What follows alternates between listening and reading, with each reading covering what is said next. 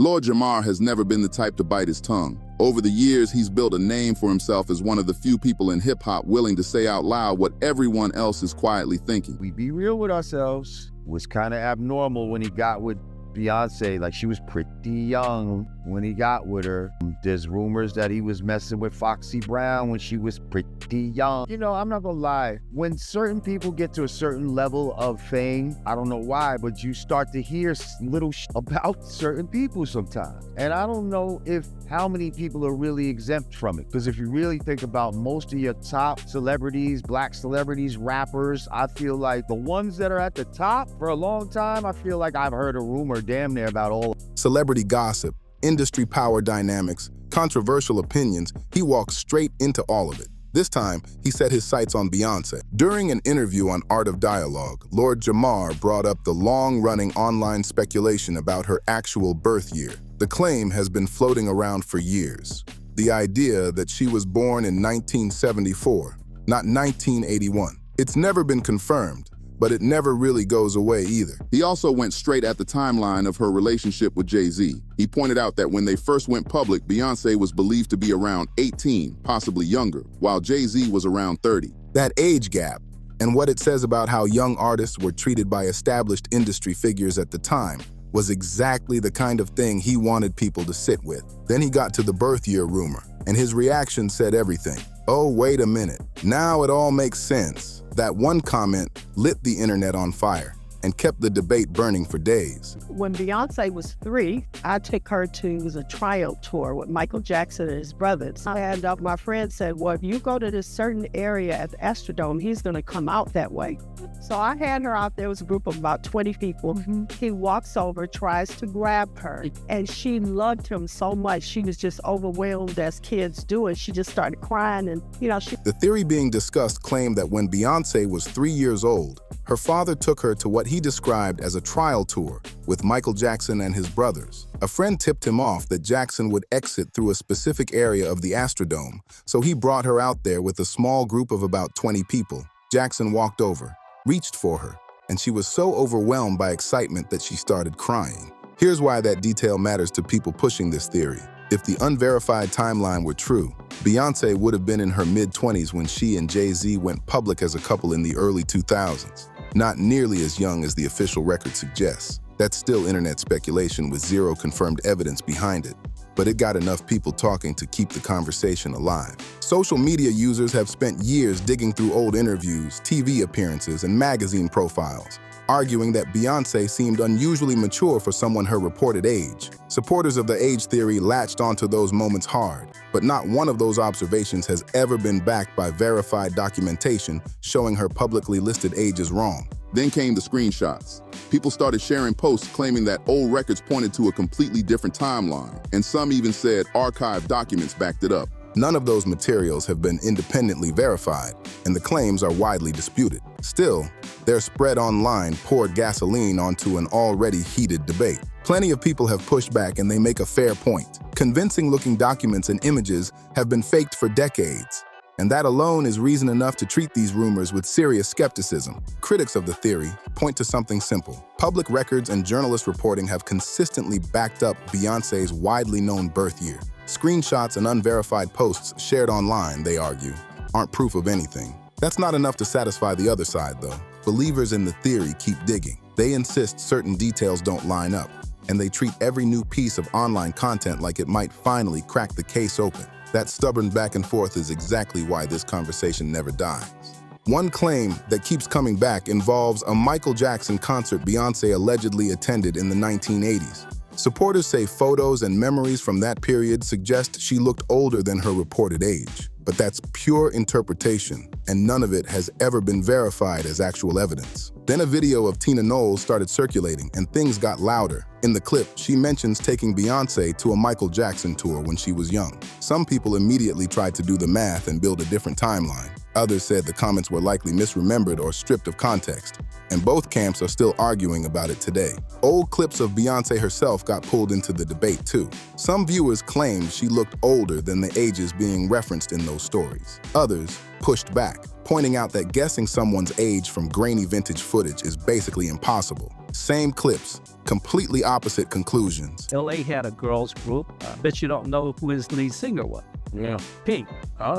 She's the exact same age as Beyonce, and there used to be this battle which group was better. You had Usher, he was the same age. They were all 14 and 15 years old, living in. Then came the Matthew Knowles interview on The Breakfast Club. He compared Destiny's Child's era to other artists coming up around the same time, specifically mentioning Pink and Usher as peers. A portion of the internet latched onto that, arguing his framing didn't quite line up with Beyoncé's publicly reported birth year. It became the next piece of the puzzle people claim to have found. Those comments lit up social media fast. Some people figured the timeline got scrambled during a live interview. Others saw it as another brick in a much bigger wall. Off-the-cuff interviews have mistakes, and one confusing line doesn't confirm anything on its own. Lord Jamar leaned into a broader point about the entertainment industry, arguing that adjusting personal details like age wasn't unheard of in past decades. That claim shifts from case to case, so it can't be used as blanket evidence about any specific person, but it kept the conversation alive. Names like Nicki Minaj and Rebel Wilson came up as examples where publicly reported ages got questioned or corrected by media coverage at various points in their careers. Then the conversation landed on Gabrielle Union. In an old interview, she said, "Bey and I have been friends since we were teenagers." That one sentence got picked apart. Some people ran the publicly reported birth years side by side and argued the math didn't add up. Others said it was just a casual way of describing a long friendship, not a precise statement about their exact ages. That single quote has been recycled in this debate for years. Supporters treat it as another loose thread worth pulling. Critics say it's too vague to mean anything at all. And here's what makes it more interesting. Gabrielle Union has never publicly addressed how that quote has been used online. Her silence reads two completely different ways depending on who you ask, and without a direct statement from her, there's no way to know if the quote was misread or simply pulled out of context. The debate kept going, and it was about to pull in even more voices. Jaguar Wright threw her name into this conversation with a specific claim. She said she once came across a Destiny's Child era profile featuring a family photo labeled with a particular year, and the child in the picture looked older than the timeline would suggest. That claim has never been independently verified. Nobody's been able to confirm the photo, the label, or even the publication itself. Wright has stood by her account, insisting the magazine she described was real. But here's the problem. Supporters say old material simply vanished over time, while critics say there's zero reliable evidence any such publication ever existed. It stays unverified, and it stays debated. Then came an anonymous source claiming they once worked around the music industry and spotted information suggesting a different birth year for Beyoncé at a record label. No documentation, no corroboration. Just an unnamed person's claim spreading across social media every time this topic resurfaces. That's all it is. From there, the speculation spiraled further into stories about Beyoncé's broader family history, private conversations, extended relatives, secondhand accounts from people nobody can name or trace. None of it has ever been confirmed by anyone directly involved. These are unverified rumors kept alive by curiosity, not by facts. What really fueled the fire was people going back through old interviews and archived footage, frame by frame, quote by quote. They compared statements made years apart, flagging anything that seemed slightly off from the public timeline. Some zeroed in on TV appearances, others combed through magazine features and old articles. But critics pushed back hard, pointing out that memory lapses, editing errors, and sloppy reporting are completely normal and don't add up to proof of anything. Beyoncé was born in 1981. Beyonce was born in 1981. I don't know how that picture of her standing up, almost high to her mouth, happened. Like I said, it was the largest infant I ever seen in my life. And that was in Vibe magazine. Damn, somebody. I'm like, pictures from the family, 1981, but they saying she was born in 81. Why are they saying she was born in 81 and she's 4 years old? Lord Jamar wasn't breaking new ground. He was pouring fuel into a fire that had already been burning for years, giving fresh oxygen to rumors that had lived in forums, comment sections, and YouTube rabbit holes long before he ever picked up a microphone. His remarks sent people back to old clips, old photos, old interviews. And the second they started rewatching with fresh eyes, the pattern matching began. That picture of her standing almost hip height to her mother as an infant. The math on the 1981 birth year that kept confusing people when they looked at photos from her early childhood. But here's where it splits. Half the internet looked at those details and said something doesn't add up. The other half said, that's exactly what happens when a rumor picks up speed. Suddenly, every ordinary photo looks like evidence. Every off-camera moment becomes suspicious. Every interview clip becomes a clue. Skeptics made a solid point. Connecting unrelated moments doesn't build a verified timeline. It builds a narrative. And narratives can feel convincing without a single confirmed fact behind them. What made Lord Jamar different wasn't the theory itself. It was that he said it out loud, publicly, without hedging. He has a reputation for speaking his mind regardless of who it implicates. And that directness is exactly why people paid attention. It forced the conversation back into mainstream view at a moment when most had assumed it faded out. None of it produced verified evidence. Anonymous sources, personal readings of old footage, and reinterpreted photographs were still the foundation of the entire argument. That's why the debate stayed split. And then it shifted to something even bigger. The conversation shifted fast. Instead of debating specific dates, people started asking a much bigger question. Has the music industry always been in the business of building public images from scratch? That opened the door to a whole different discussion about branding, celebrity narratives, and just how carefully managed a famous person's story can become. Other artists have said it themselves over the years. Labels and management teams have controlled everything from fashion choices to interview talking points, shaping how the public sees someone at every turn. Lord Jamar leaned into exactly that idea, suggesting that what fans see is almost always the polished version, not the full picture. His comments pushed viewers to ask how much of any celebrity's public identity is real versus carefully constructed. But critics of the age theory weren't buying it. They argue that a claim this size needs real, independently verified documentation, not a pile of old interviews and social media posts stitched together. That's why the skeptics stay skeptical. Still, the searches keep happening. People keep pulling up archived footage, old articles, and past interviews, looking for something everyone else missed. Whether any of that turns into meaningful evidence depends entirely on what actually surfaces. And that's exactly why this conversation keeps getting new life every time old material gets rediscovered. One question that kept showing up in comment sections: why do these rumors keep coming back if nothing's ever been confirmed? Some answered simply, when you reach Beyoncé's level of fame, every corner of your life becomes a theory waiting to be recycled for a new audience. Supporters say this isn't about one claim. It's about a series of moments they believe deserve a closer look when placed side by side. Skeptics fire back that grouping unrelated events into a single narrative can manufacture patterns that look convincing without actually proving a thing. Speculation and verified facts are two very different things, and that line matters. Part of why this conversation keeps coming back is the archived footage. Fans have spent hours digging through old TV segments, magazine interviews,